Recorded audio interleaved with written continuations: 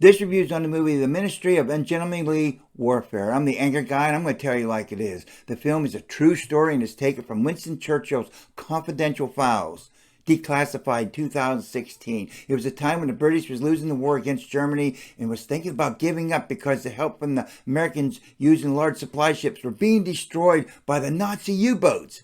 Churchill's advisors all wanted him to give in to Hitler's plans for them.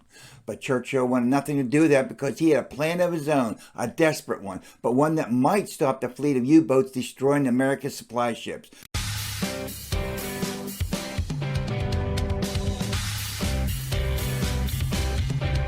Churchill's plan was the Germans were using their U-boats to destroy American ships with supplies to Britain. So Churchill figures Britain can do the same thing by cutting off the supply chain to the German U-boats. You're asking yourself, why didn't they do an air raid and destroy the German supply boat? Because the Germans had positioned themselves in a Spanish colony, Fernando do Po, which at that time was in neutral territory. If anyone would attack that colony, the rest of the unoccupied Europe would be taken over by the Nazis. The Germans aren't playing by the rules. So Churchill decided he wouldn't either. Churchill devised a dangerous mission for a few men who were half crazy and had no fear to destroy a German supply ship. This, of course, would be unsanctioned, unauthorized, and unofficial mission called Operation Postmaster to neutralize the German U-boats in the North Atlantic. If caught by the British, the men would be thrown in jail. If caught by the Germans, they would be tortured and put to death. Wow. The man to lead such a group of brave men was presently in the British prison. He was bold, a killer, and most men would have followed him anywhere.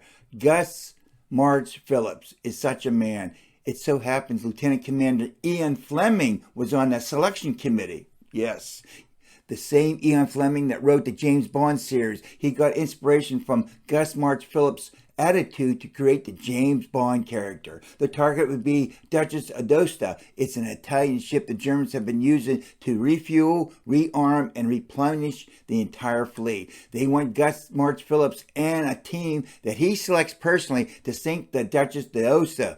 The committee told Gus Agents Heron and Stewart were working undercover on Fernando Po Island already.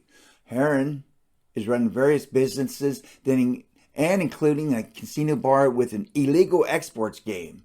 Miss Stewart is posing as a gold trader from New York to distract the island's commanding officer, Heinrich Löhr. The committee decided to have Gus March Phillips pick his own team. First man Gus picked was Henry Hayes. Henry Hayes, a smart young Irishman who hates the Germans because his older brother drowned after a U-boat sank his fishing trawler. He's cunning, quiet, and wily. Also, he's a magnificent sailor, and most of all, he can be trusted. Freddie, the Buzz Frogman, is a convicted arsonist and is totally miserable unless he's destroying something with explosives. Whoa. Anders Laysen, the Danish hammer, grew up wrestling bears and hunting elk on his family estate. He's a legend with a bowie knife and a bow and arrow. He ran away at the age of 18 to fight the Nazis after the Gestapo tortured his brother to death. He gave up filleting game to personally gut some Nazis. He's an uncontrollable mad dog and knows 101 ways to kill a man. Jeffrey Appleyard has the misfortune of being a Nazi prisoner on the island La Palma with an entire German garrison guarding him. Jeffrey knows what Gus March Phillips needs to know.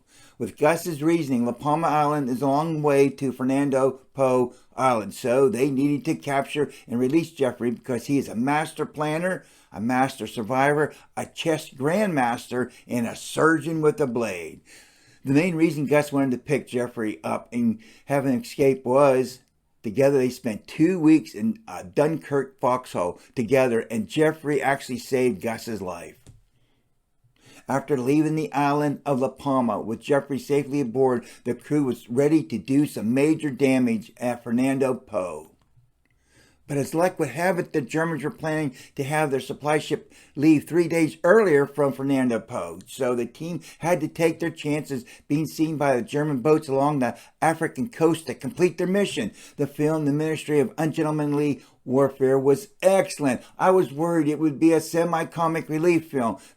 between the shootings and explosions. I can assure you, it wasn't like that at all. The script was tight. The cinematography was A++. The cast did a fantastic job in convincing me they were the characters they portrayed. In fact, I never once was bounced out of the film by thinking it was a foolish display of language, if the mission was unrealistic, and guess what? I was so into the movie, I was worried about Marjorie Stewart meeting up with the others. Wow. Out of an alphabetic score, I give the film a B++. It was a fun watch, the time went fast, and I enjoyed myself. Would I recommend spending $20 for the film or the stream? No. But I would hope you go to the theater and immerse yourself in the true storyline and the nail-biting combat scenes. Thank you for subscribing. Appreciate your viewing and value your comments. Thank you. Thanks.